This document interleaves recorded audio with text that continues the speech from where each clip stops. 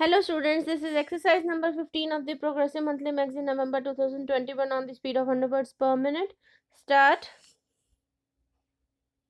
Mr. Deputy Speaker, Sir, I would like to thank you for the observations made right at the very beginning where the members have been reminded of limiting their debate within certain rules and to confine themselves to the relevant subjects. I feel that has greatly helped us. There has been a saving in time, and that has had a very good effect. Sir, with your indulgence, if I go back, I thought when we ring out the old and ring in the new, we start the new year with happier thoughts, more optimistic tone, and better ways of cooperating and working together. I thought the year that has passed by with all adverse comments and things which are really affecting the economy, inflation and condition of the country, inflation and conditions of the country to some extent was a thing of the past, and we were starting a new era with a more optimistic note and a greater confidence, and also with a greater spirit of participation and coordination.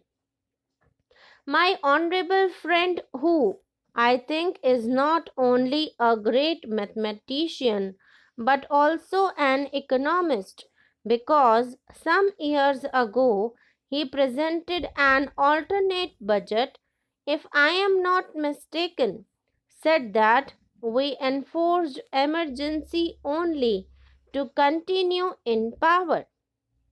I leave to his wisdom, and he also said that we were deliberately misleading the House. He further said that we were suffering from many delays and many deficiencies and various other things. Certainly, we do realize that there are many things which have to be improved. We also realize that there is a great scope for economy. We also need for improvement. At the same time, I certainly would beg of the honorable member there, who is a very learned member too, that we have no intention of ever misleading the House. We never did it in the past, nor do we intend to do in the future. I do hope that he has the eyes not only to see and ears not only to hear, but at the same time he will cast his net a bit wider and see the things which have improved the economy and created a better country for him and for us, which will have an effect not only here but also abroad. With these few remarks in the beginning, I would like to refer to some of the demands which have been made. My friend raised certain specific points about dearness allowance. Of course, 5 installments of dearness allowance have been sanctioned, and it is true that demands have also been made for the sixth one.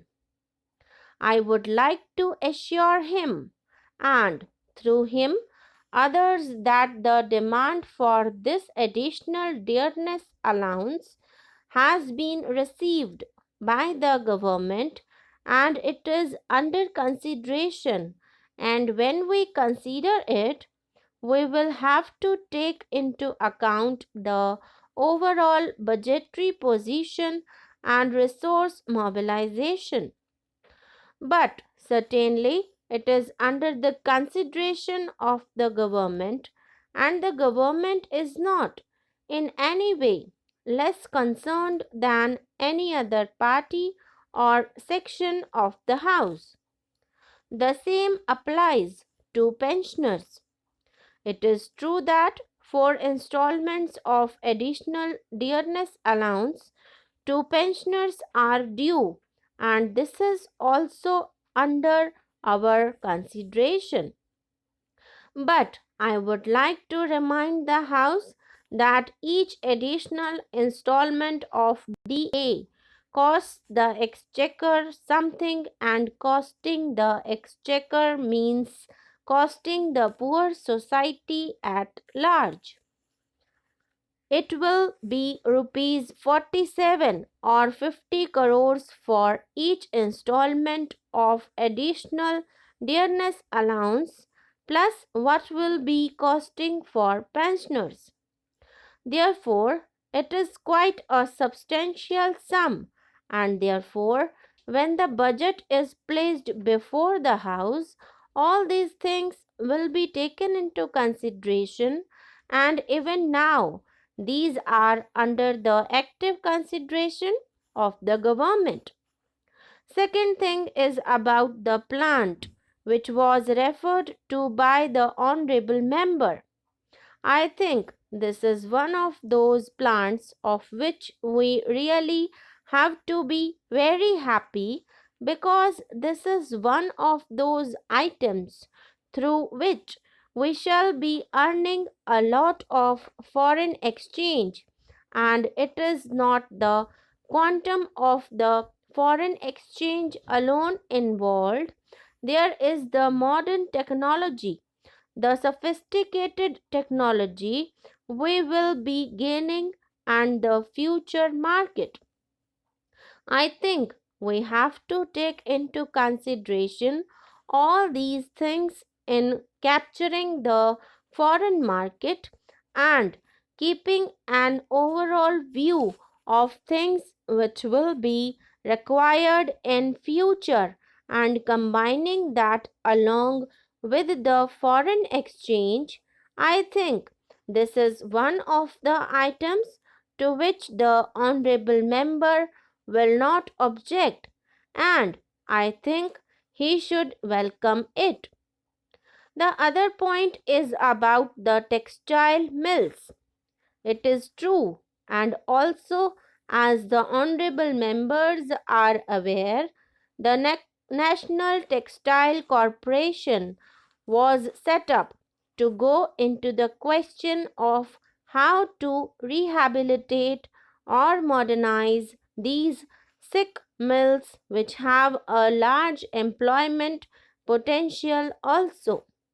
All these matters were taken up with the Prime Minister, and I think this has also been considered in all its aspects by the Commerce Ministry.